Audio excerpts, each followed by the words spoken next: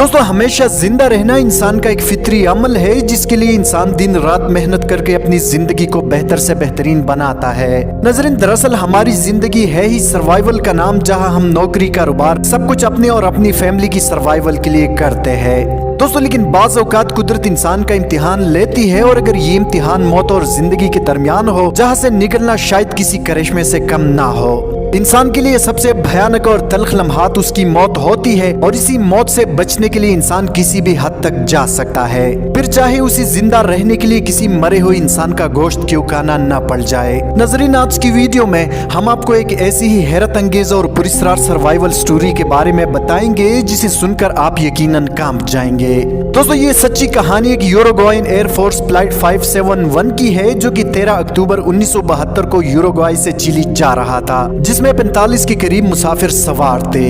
इस तैयारे में मेडिकल कॉलेज की रग्बी टीम सवार थी और बाकी सब इनके रिश्तेदार थे जो कि चिली मैच देखने जा रहे थे। दोस्तों ये तैयारा बर्फपोश पहाड़ों की ऊपर से परवाज कर रहा था कि अचानक जहाज के इंजन में कुछ मामूली खराबी पेश आई। इस दौरान पायलट ने गलती की और तैयारे को नीचे की तरफ उड़ाना शुरू कर दिया।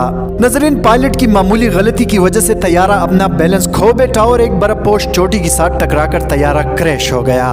दोस्तों इनमें से कुछ मुसाफिर काफी खुश नसीब थे कि तैयारा तबाह होते वक्त इसमें आग नहीं लगी, इसलिए कुछ मुसाफिरों की जानें बच गई। हादसे के दौरान 18 लोगों की मौत हो चुकी थी, लेकिन 27 अफराद इस जानलेवा हादसे में जिंदा बच गए।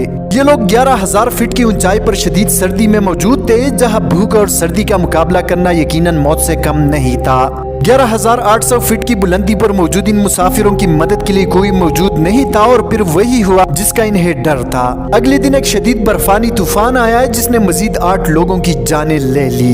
ये लोग अपने प्यारों को अपनी आंखों के सामने मरता हुआ देख रहे थे, जिसको सहना और देखना मौत से कम नहीं था। नजरिन बचे हुए 19 लोगों का जिंदा रहना नामुमकिन था। सख्त सर्दी 11,000 फीट की बुलंदी और खाना न होने के बराबर था, लेकिन इन लोगों ने किसी तरह हिम्मत नहीं हारी। दोस्तों इनका ख्याल था कि शायद कोई रेस्क्यू टीम इन्हें ढूंढते यहाँ तक पहुँच जाएगी, लेकिन अगले 10 दिनों तक ऐसा मुमकिन नहीं हो सका। इन मुसाफिरों की किस्मत अच्छी थी कि जहाज में कुछ कंबल भी मौजूद थे, जो सख्त सर्दी से बचने के लिए इन्होंने इस्तेमाल किए। नजरीन बचे हुए मुसाफिरों के लिए सबसे बड़ा मसला खाने का था। जहाज में खाना खत्म हो चुका था और अब इनकी हिम्मत जवाब दे रही थी।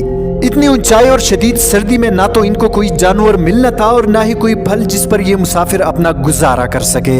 दोस्तों कई दिन गुजर गए, आखिरकार इन्होंने जिंदा रहने के लिए एक ऐसा फैसला किया जो इन सब के लिए आसान नहीं था। इन लोगों ने जिंदा रहने के लिए हादसे में मरने वाले मुसाफिरों को खाने का फैसला किया, जो कि इन्हीं के दोस्त और रिश्तेदार थे।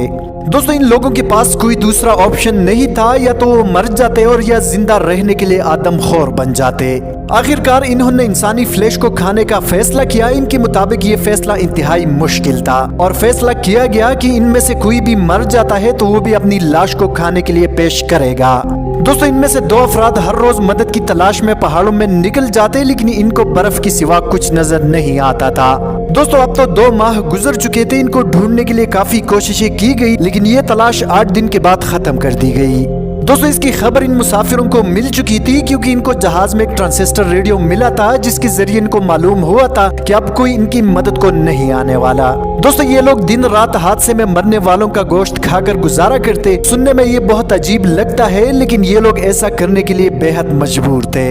लेकिन दोस्तों आखिर कब तक ये लोग ऐसे गुजारा कर सकते थे, क्योंकि आहिस्ता आहिस्ता लाशें भी खत्म होने लगी, और ये लोग हमेशा की तरह पहाड़ों में निकल जाते कि शायद इन्हें कोई मसीहा मिल जाए। दोस्तों 2 माह गुजर चुके थे और अब इनके पास जिंदा रहने के लिए उम्मीद बिल्कुल खत्म हो चुकी थी। लेकिन दोस्तों इस दौरान एक करिश्मा हुआ। इनमें से 2 अफराद मामूल के मुताबिक पहाड़ों में मदद के लिए निकले हुए थे, जहां इनको एक हाइकिंग टीम मिल गई जो इसी पहाड़ को सर करने के लिए वहां मौजूद थी।